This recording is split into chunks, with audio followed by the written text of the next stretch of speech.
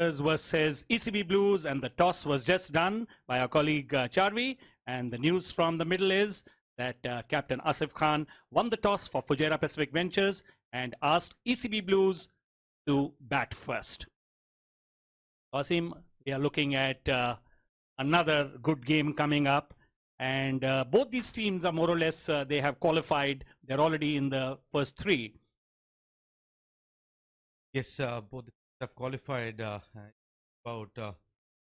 See, the position will also definitely change here, match. And before we talk about and take you for the next match, let's have a look at the presentation ceremony. We'll soon be taking you to the presentation ceremony.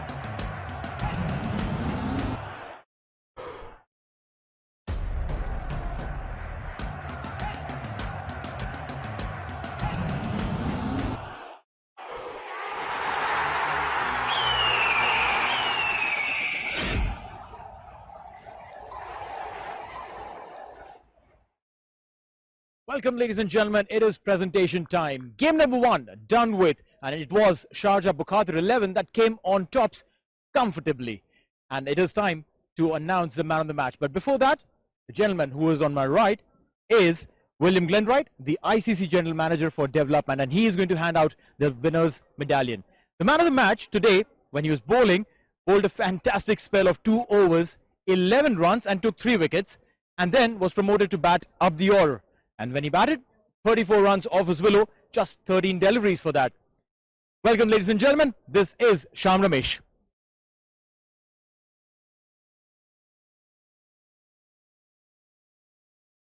Thank you, William. Sham, आज bowling में तगड़ा काम किया.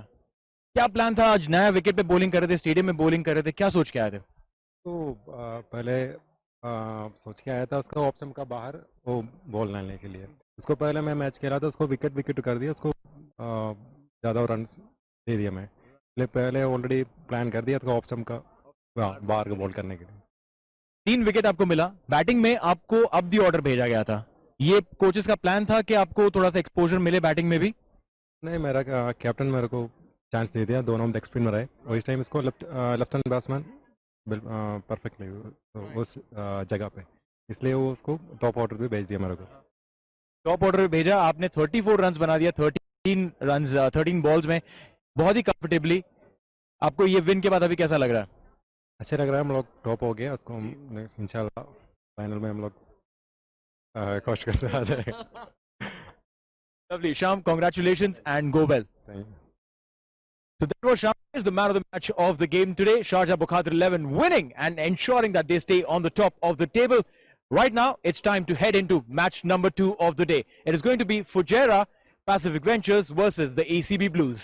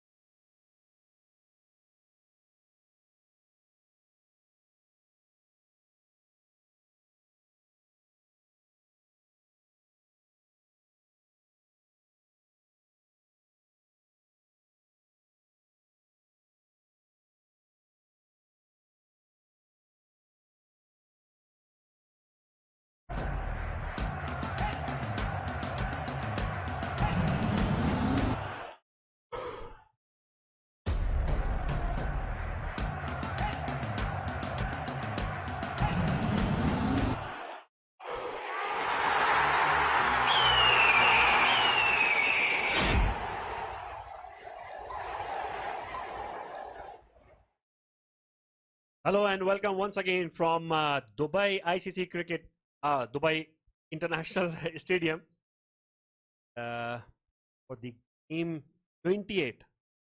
CAFO presents Emirates D10 game between Fujairah Pacific Ventures and ECB Blues. Toss we just saw a while ago before we went on break. Fujairah Pacific Ventures have won the toss and they have elected to bowl first. I'm Kamran Muzaffar and I am joined in the comm box co-commentator Asim Sheikh. Thank you very much, Kamran. And there's no surprises again from the toss. A team winning the toss, elected to bowl first, wants to know what they want to chase, then have it planned accordingly. So here we have the team of ECB Blues: Ahmed Raza, the captain; Aditya Shetty, Ali Nasser, Chirag Suri, Junaid Siddiqui, Mohammad Bhuta, the wicketkeeper; Karthik Mayappan, Kashif Daud, Mohammad Usman, Rohan Mustafa, and Vritya Arvind. Fujairah Pacific Ventures, Wasim Muhammad, Ikrar Shah, Asif Khan, their captain; Basil Hamid, Ali Shan Sharafu, Hamdan Tahir, Lukman Hazrat, Sanchit Sharma, Shiraz Pia, Khan Khalid, Maruf Merchant, who is game. This cracker of an encounter. Two good teams already qualified for the playoffs. Just about who carries out to the playoffs with that momentum. Here is Hazrat Lukman into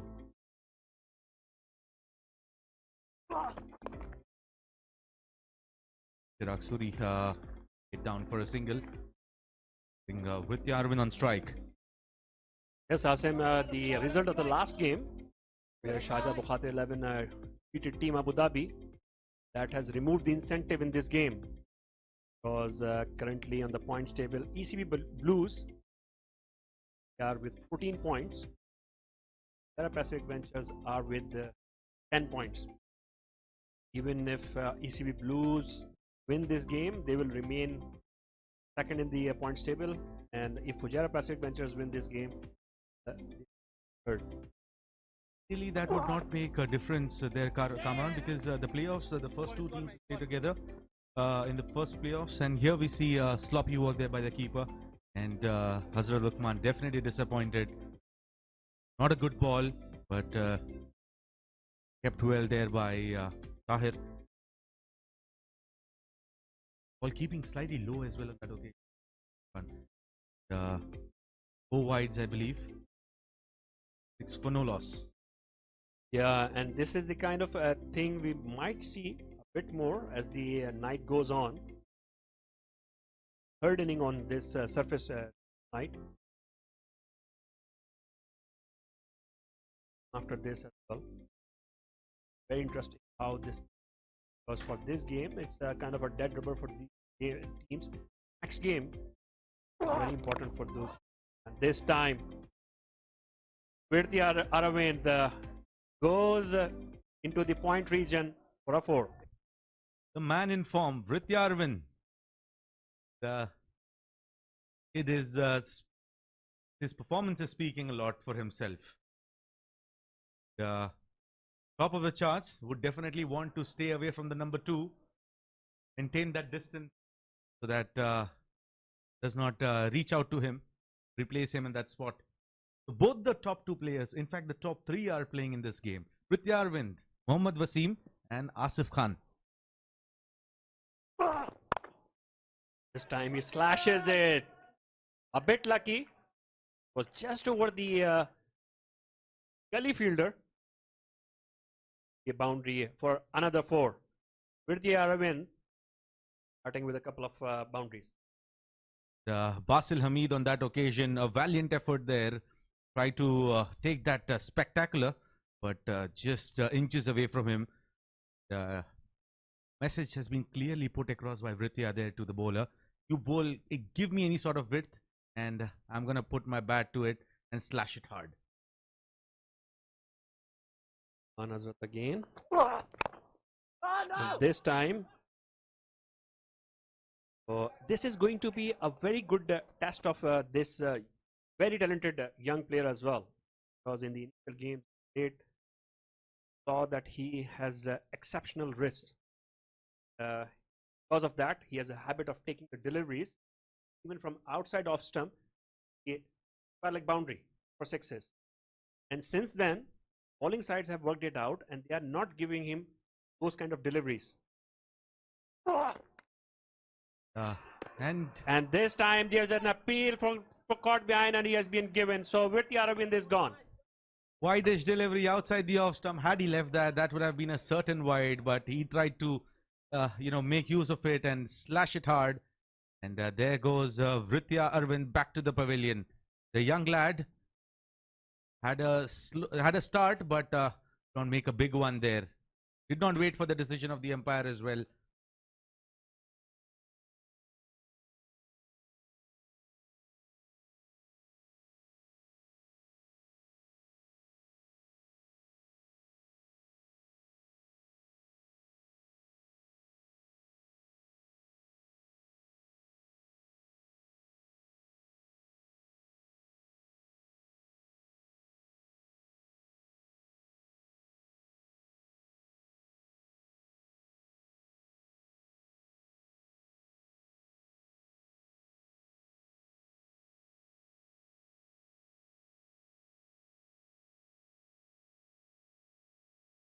So first wicket for Emirates ECB Blues gone. It's the explosive little man, Fujairah Aravind. But it will be a good experience for him because now he has been in the radar. Bowlers have worked him out. Good learning curve for him. The new man in Mohammad Bhuta. Again, as we saw a promotion first match, sending Sham Ramesh, and that brings it over to the end. It's 15 for 1 after the end of the first over. But get back to you after a short break.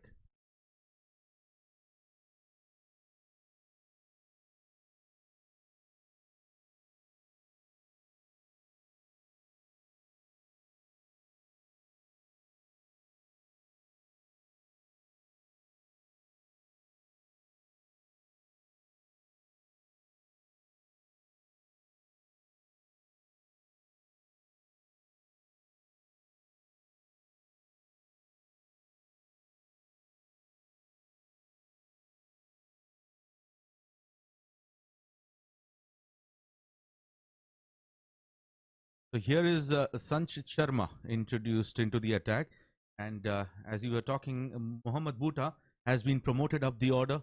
We saw a similar sort of an improvisation in the batting order by Sharjah Bukhatir 11.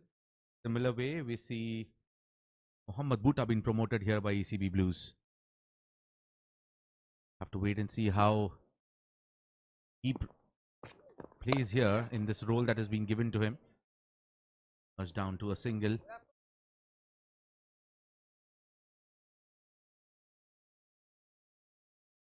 Chirag Suri, who will be on strike, will be facing Sanchit Sharma, who likes to take the ball away from the batsman. And for all the interviews that we have had with him, he always likes to, rely more on this swing bowling, Kamran, and not more into the pace. Likes to take the ball away from the batsman. We have seen him getting success because of that movement. And driven nicely. Bhuta wanted a single on that occasion. Straight to Asif Khan.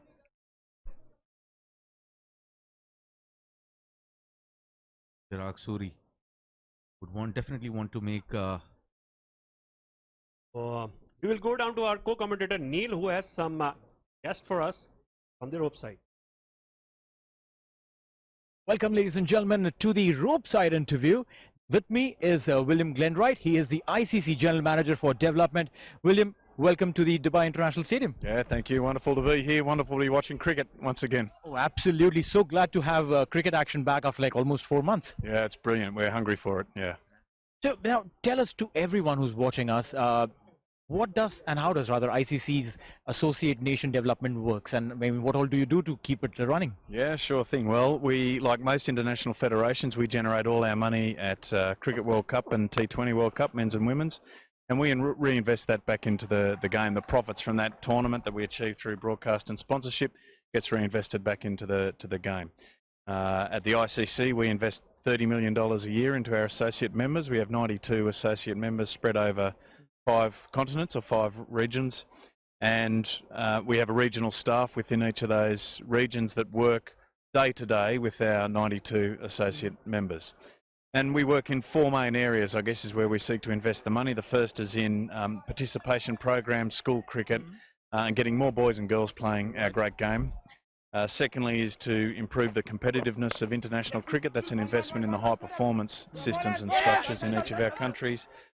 We have a very comprehensive international competition program that provides regular international competition in boys and girls, men's and women's, T20 and 50 over.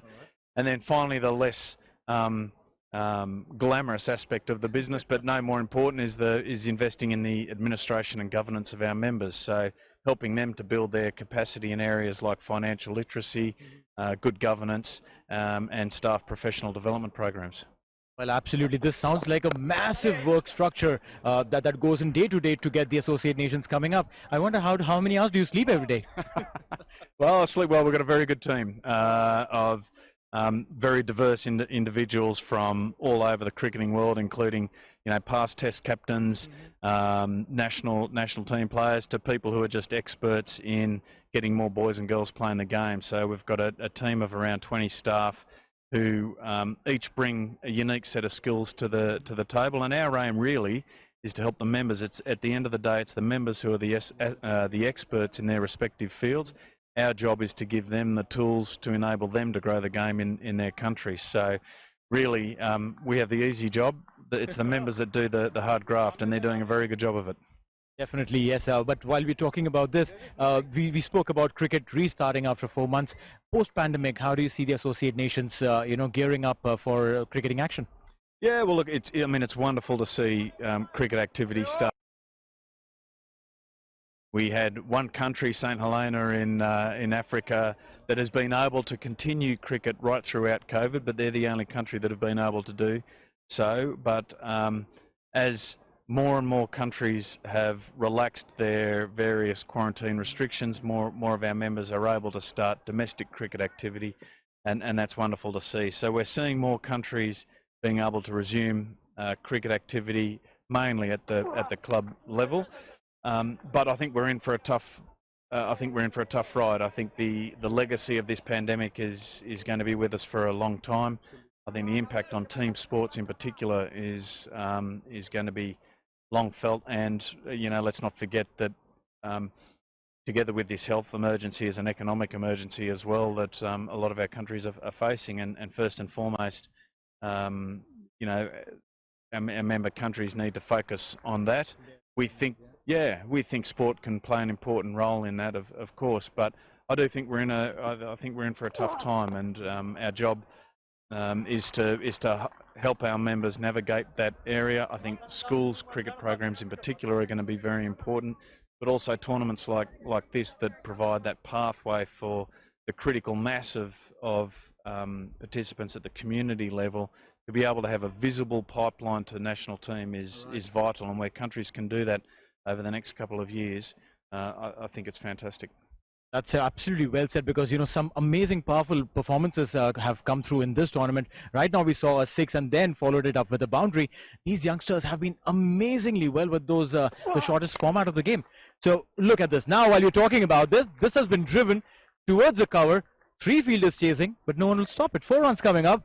So yeah, a live commentary coming in while we are doing the rope side interview. One last question before I let you go. And I mean, it's pretty hot out here. Both of us wearing jackets. UAE coming up with this tournament. ECB has set up this brilliant tournament for the youngsters and the senior players of the national side. What do you have to say about this? UAE doing a fantastic job, I reckon? Yeah, absolutely. I mean, UAE are a leading associate member in so many aspects of the game. They perform very well on the international stage. They've qualified for World Cups, and they've been a shining light, I guess, an example of what can be achieved by associate members when they are given access to the opportunities and the right resources. I mean, we talked about the challenges that COVID-19 are going to present to us as a sport. I think a lot of good has come from it as well, and we've seen right throughout the world a number of innovations that our members have been forced to design and develop during the pandemic on account of the fact that normal cricket activity hasn't been possible, and everything from online coaching clinics, stay at home, skills-based programs that have been delivered online, exactly, and you know, and the birth of tournaments like this that have obviously been thought up during during this pandemic is brilliant. We put a lot of emphasis on getting more boys and girls playing the game. That creates a critical mass of people that have a lifelong love of the game. But it's vital from a high performance perspective that members provide a pathway to national team. Sure, not everyone who plays at school is going to want to play international, but a lot do, and we need to provide or ensure that there is a pathway that provides that. And tournaments like this are vital, and you have to applaud the ECB for developing it. I mean, what a fantastic stadium that's housed the best cricketers in the world, and we've seen some famous games here.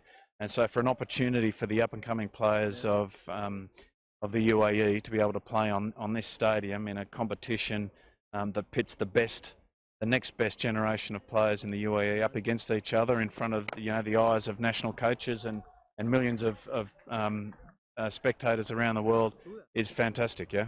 Absolutely. And see, this is what happens when you have the coaches, the selectors, and you from ICC coming in. The lads are hitting those boundaries, trying to definitely impress you one bit. But one thing I want to do right now is let you go in. You know what, William? We've been standing out in this heat, wearing our jackets, sweating to bits. The interview will probably have a conversation going off in the back end. But right now, it is back to live action. Thank you so much. Thank you, Neil. Thank you, Neil. Thank you for the lovely discussion. William Glenn Wright. Meanwhile, the overs have been gone. 43 for 1.